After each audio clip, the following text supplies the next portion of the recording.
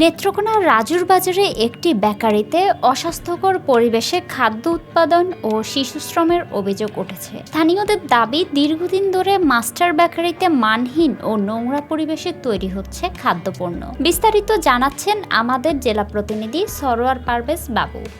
সরজমিনে গিয়ে দেখা যায় বেকারির কারখানায় মেঝেতে ময়লা আবর্জনা, খোলা ড্রামে দুর্গন্ধযুক্ত তেলের চিনি শিরা, ময়দা মাখানো হচ্ছে। হাতের গ্লাভস ছাড়াই নেই অগ্নি নিপীড়ন ব্যবস্থা কর্মচারীদের, মাথায় ক্যাপ নেই। অনেকেই খাবার খোলা অবস্থায় রাখা যাতে মাছি বসছে। পোড়া তেল বারবার ব্যবহারের অভিযোগও করেছেন কয়েকজন প্রত্যক্ষদর্শী। নাম প্রকাশে অনিচ্ছুক এক ক্রেতা বলেন, বাচ্চারা এই বেকারির কেক বিস্কুট খায়, কিন্তু ভেতরের অবস্থা দেখলে কেউ খেতে চাইবে না। পাশ দিয়ে গেলেই বাজে গন্ধ আসে। কারখানায় 12 থেকে 14 বছর বয়সী অন্তত 3 থেকে 4 জন শিশুকে কাজ করতে দেখা যায়। তাদের কেউ আটা মাখছে, কেউ চুলা থেকে গরম বিস্কুট নামাচ্ছে।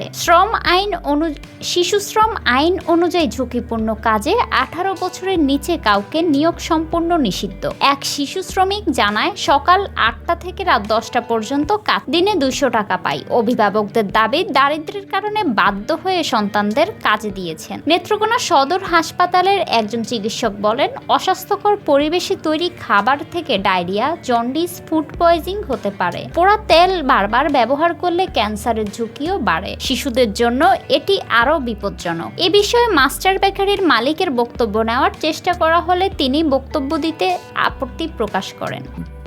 আপনার নাম? ছবিটা না তুলেন আমার, একটু বলেন না আপনার নামটা একটু। ছবিটা না তুলেন, স্বাস্থ্য সমস্ত। এটাই।